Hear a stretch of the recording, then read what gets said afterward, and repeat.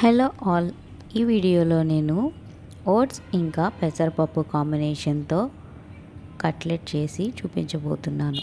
ఇదైతే చాలా tasty and healthy, quick and ఈజీగా కూడా చేసేసుకోవచ్చు.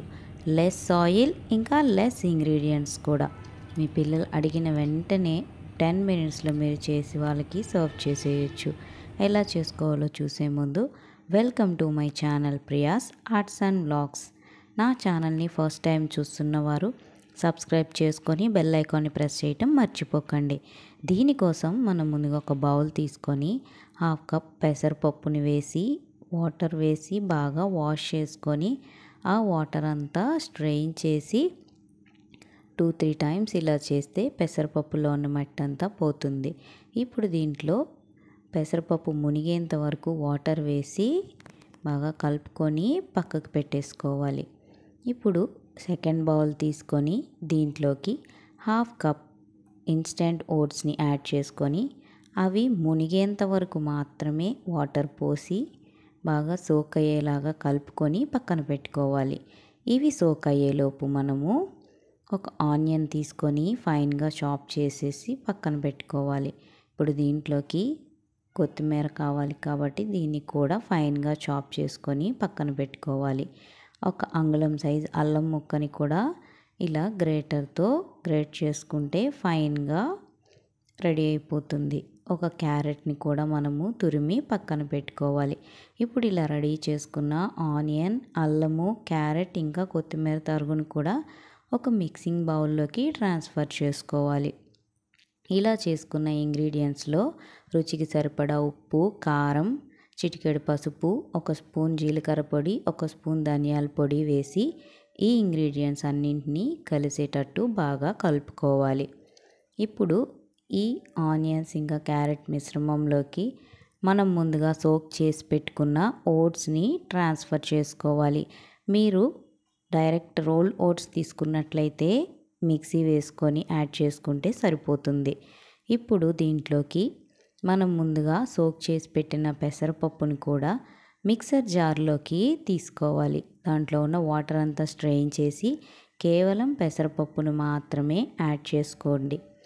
ఇలా పెసరపప్పుని మిక్సర్ జార్లో వేసి కోర్స్గా గ్రైండ్ చేసుకోవాలి.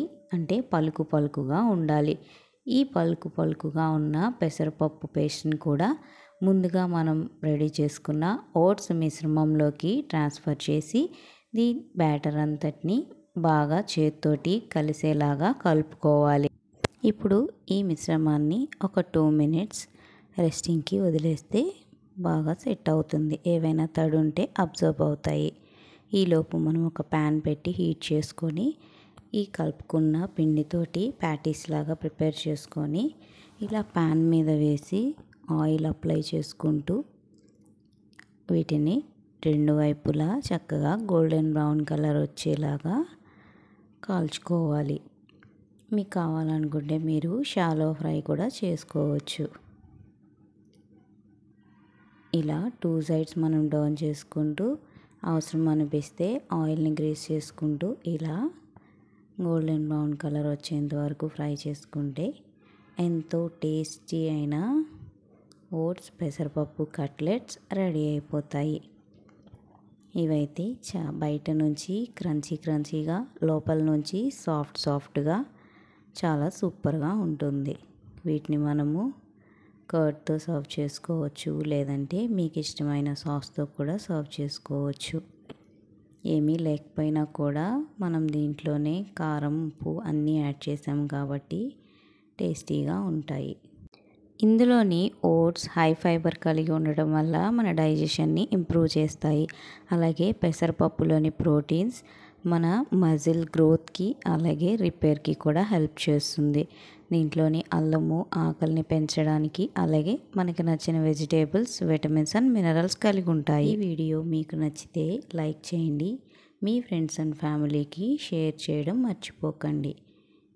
Thank you for watching and stay tuned to my channel for more videos.